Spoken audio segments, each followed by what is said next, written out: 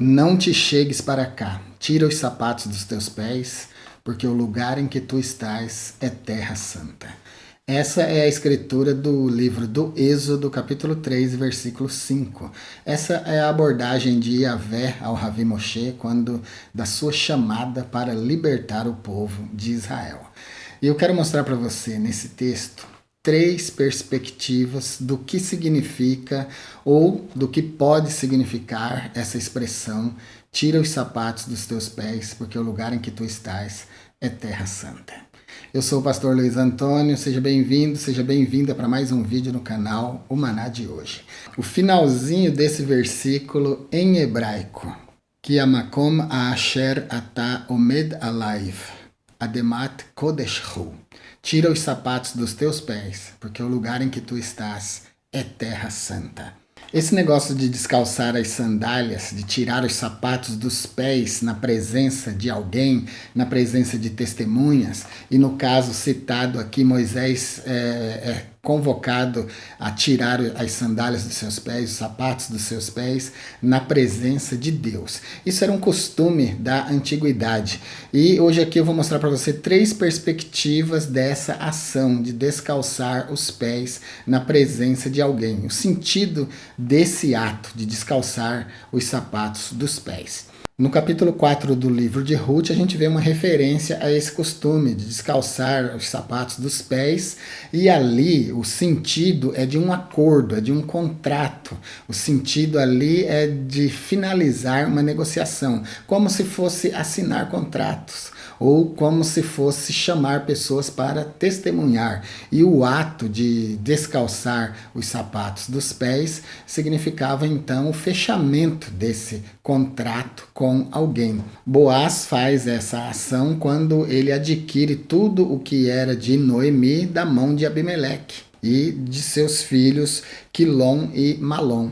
Então ele descalça os seus pés ali na presença de algumas pessoas para mostrar que aquele negócio estava sendo fechado, que o contrato estava sendo firmado. Então, a primeira referência que nós temos aqui e a primeira perspectiva que você pode ter do significado de tira as sandálias dos teus pés, descalça os sapatos dos teus pés, porque o lugar em que tu estás é terra santa, é o sentido de um acordo. E também aqui em Ruth tem o sentido de remissão. Então pode muito bem ser que quando Deus chama Moisés e manda ele descalçar os sapatos dos seus pés, pode estar sim significando um contrato entre Moisés e Deus para a remissão do povo de Israel.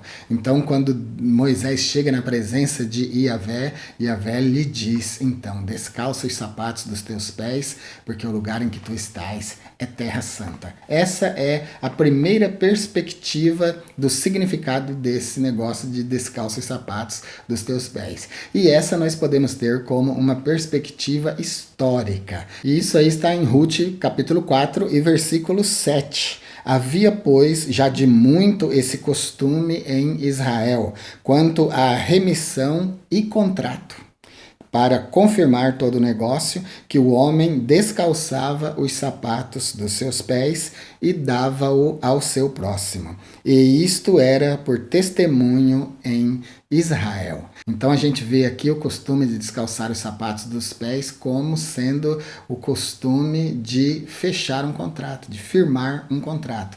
E isso era aceito como cultural, como corriqueiro na sociedade israelita daquela época. Só como curiosidade, em Deuteronômio 25 e 9, nós temos também um descalçar os sapatos dos pés, mas ali em Deuteronômio 25, 9, com uma conotação negativa, como uma conotação de desonra, como um significado de desonra. Eu não vou ler aqui para você, vou deixar a referência, vou deixar todas as referências aqui na descrição desse vídeo de hoje para você consultar depois, fazer um estudo, tá bom? Porque você não pode falar isso aí na igreja ou em qualquer oportunidade, você não pode falar sem ter certeza daquilo que você está falando. Então, se não pegou todo o contexto assistindo o vídeo uma vez, vai precisar assistir mais de uma vez para pegar o contexto, para depois falar com bastante firmeza, tá bom? A segunda perspectiva do tira os sapatos dos teus pés, porque o lugar em que tu estás é terra santa, pode ser também uma perspectiva de servidão, porque o anel e as sandálias eram os sinais, as marcas de um homem livre e de um homem que era diferente de um escravo. Aqui Deus pode também estar lembrando Moisés de que Moisés era servo, de que Moisés estava na posição de servo. E outro ponto também importante é que Moisés ia realizar a remissão, o livramento, a libertação de pessoas que eram escravas. E escravos não usavam sandálias. Quando alguém era tomado como escravo, lhe tiravam, se ele tivesse um anel, era lhe tirado, se ele tivesse sandálias nos pés, sapatos nos pés, eram-lhe tirados as sandálias e os sapatos para mostrar para ele que ele agora era um servo.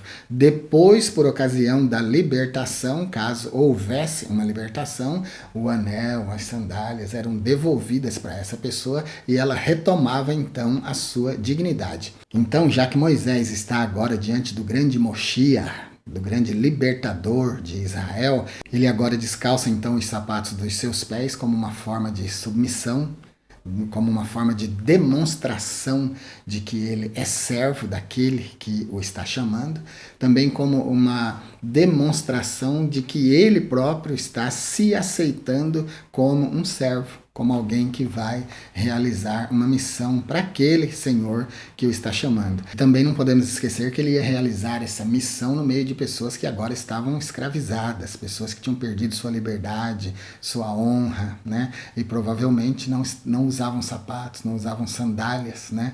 Porque isso era sinal de dignidade e de honra. Então Moisés descalça os sapatos dos seus pés. Essa é a segunda perspectiva. Se você quiser uma prova textual de que retirar os sapatos dos pés e as sandálias dos pés tinha conotação de escravidão, de servidão, está no profeta Isaías, capítulo 20 e versículo 2. Lá nós temos: vai, solta o cilício dos teus ombros e descalça os sapatos dos teus pés. E assim o fez, indo nu e descalço.